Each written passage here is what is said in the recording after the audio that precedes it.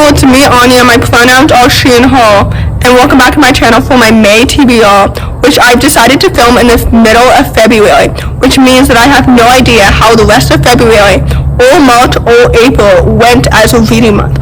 For those of you who are new to my channel, I base off my monthly TBRs off of my Goodreads 1-2 read list, which is full of new releases, and these books are the new releases that will be coming out in May that I have the highest expectations for. But I will be reading more books in May than just this list, because I add books to my Goodreads 1-2 read list that I have 3 to 5-star expectations for, if that makes any sense. So for these books I have 4 to 5 expectations for, but sometimes a book that I have 3-star expectations for ends up surprising me, and vice versa. I hope that makes sense. Also, this list is by no means unattainable, since the local libraries that I use end up having new releases pretty frequently. So anyway, with that said, the first book on this list is called See You Yesterday. This book comes out the 3rd of May, and I'm absolutely so excited for it. It's a YA contemporary following a young girl who's forced to relive her disastrous first day of college over and over again in a time loop, only to discover that her arch nemesis is also stuck in this time loop with her, which sounds so interesting, but also so frustrating. I would hate to be stuck in a time loop, especially with somebody that I don't like. You know what I mean? That would be so annoying. But I'm very, very excited for this book because Rachel Lynn Solomon is such a wonderful author, and I have really high expectations for this book because all of her books previously I've rated at least 4 stars, if not 4.5. So this book better slap. I'm so excited for it. So anyway, with that said, this book comes out at the very beginning of May, and I'm really, really looking forward to it. The next book on this list is called The Prince of Nowhere. This book is a middle-grade fantasy that also comes out the 3rd of May, and it follows a pair of unlikely allies who must work together because they have a common enemy that threatens their past, present, and future. And this book is inspired by Howell's Moving Castle, which I've never seen, and somebody said on Goodreads that this book is like if Christopher Nolan wrote a middle-grade book, which sounds so exciting because Christopher Nolan directed one of my favorite films of all time, which is Inception. So I have very, very high expectations for this book. First of all, the cover sounds so amazing because it's so pretty. The concept of the story sounds so good. I love it when unlikely allies work together because it sounds so wonderful and it sounds so lovely. This book just sounds like it's going to be absolutely so awesome and so well done. I did already talk about this book last year in a video that I made called My Most Anticipated Middle Grade Books of 2022, if I'm not mistaken, so I apologize if this review is kind of redundant. But anyway, I'm really looking forward to this book because it sounds so awesome. So with that said, keep your eyes peeled for the 3rd of May. The next book on this list is called Con Lychee, and this book comes out the 10th of May. It's a YA enemies to lovers Achillean POC romance, and it's written by the same author who wrote Meet Cute Diary last year, which I really, really enjoyed. So of course, naturally, I have very high expectations for this book. Enemies to lovers, honestly, is typically not my favorite trope, but I trust that this author can make me fall in love with it, because Meet Cute Diary also included a trope that I didn't really love at first, which is fake dating.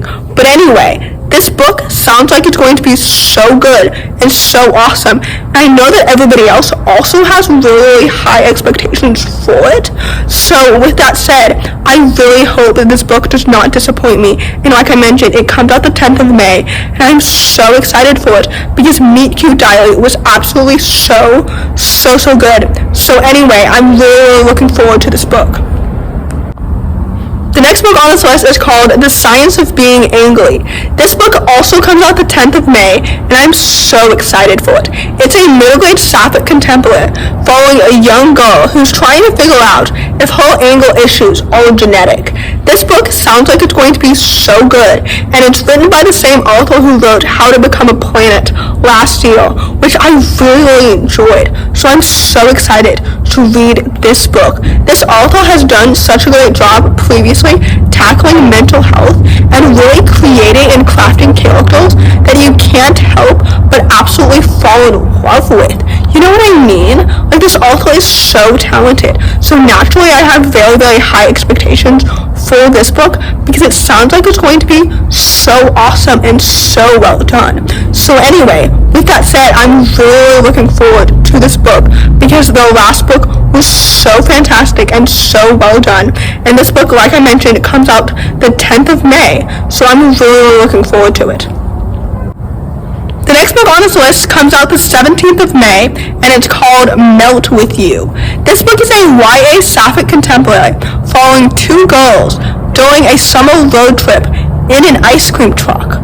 This book sounds like it's going to be so good, and I have really high expectations for it because I really enjoyed both Verona Comics and Some Girls Do, which are two of the author's previous 3 books, I think.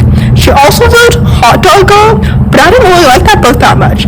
Anyway, Some Girls Do and Verona Comics were both really good, so naturally I have very, very high expectations for this book. And I also believe that this story has the forced proximity trope, which I really like. So I really hope that this book lives up to my expectations. Maybe it'll be better than Verona Comics and Some Girls Do, which would be really surprising because I really enjoyed those books. Anyway, this book comes out the 17th of May, and I'm really excited for it. So there you have it. The next book on this list is called The Language of Seabirds. This book also comes out the 17th of May, and it's a middle grade Achillean contemporary following two boys who find first love within each other in a seaside summer town. I don't know if that makes any sense, but basically this book sounds like it's going to be so good and so wonderful. And also, if you didn't know, I should have clarified this earlier, but Achillean is an umbrella term for men loving men in the same sense that sapphic is an umbrella term for women loving women, and both terms include non-binary people. But anyway, this book sounds like it's going to be so good and so wonderful. I love reading middle-grade queer books because I love reading about young people who are figuring out who they are and who they would like to be, if that makes any sense. And I also just love reading middle-grade books in general, so we love to see it. This book better be so good. Again, I think I mentioned this book in a video that I made last year that I referenced earlier in this video, my most anticipated 2022 middle grade releases, because I was so excited for this book last year, and now I'm even more excited for this book because it's going to come out so soon. So anyway, with that said, I'm really excited for this book, and I'm really looking forward to it. The next book on this list is called Rivals, and this book comes out the 31st of May. For those who don't know, this book is a YA alternate history 3rd book in the American Royal series, which is set in the world where instead of George Washington being given like the current government that we have today in America, he was given the crown. You know what I mean? So now there's an American monarchy in modern day. I don't know if that makes any sense, but basically I'm so excited for this book because I really hope that it will be a really solid sequel. Majesty, the second book in this series, was one of my favorites of 2020, so naturally I have very, very high expectations for this 3rd book, which I read on Goodreads is the 3rd book out of 4, but I don't know how the author is going to wrap things up that she teased in the 2nd book while also teasing new things. You know what I mean? I'm so excited to revisit this world with these characters and all the different platonic and romantic dynamics. I'm so excited. So anyway, like I mentioned, this book comes out the 31st of May, and I'm absolutely so excited to read it.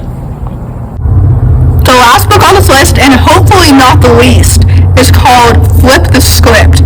This book comes out the 31st of May, and it's a YA sapphic romantic contemporary that follows a young bisexual girl who falls for her on-screen rival in real life.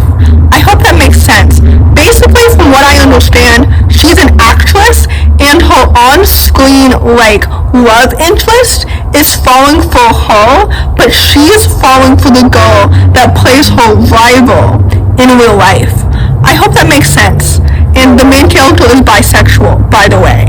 I already said that. But anyway, I'm so excited to read this book. If you didn't know, this author previously wrote I'll Be the One, which was one of my favorites of 2020.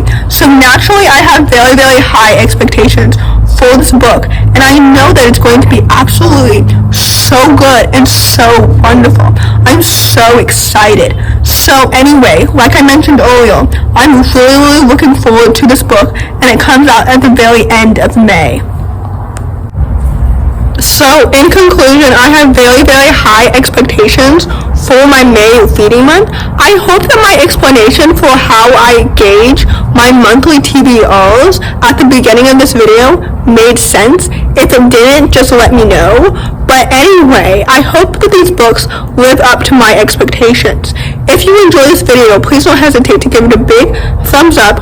Comment down below the cupcake emoji if you made it all the way to the end of the video. Thanks for watching. Subscribe to my channel if you're new, and I'll see you in my next video. Bye!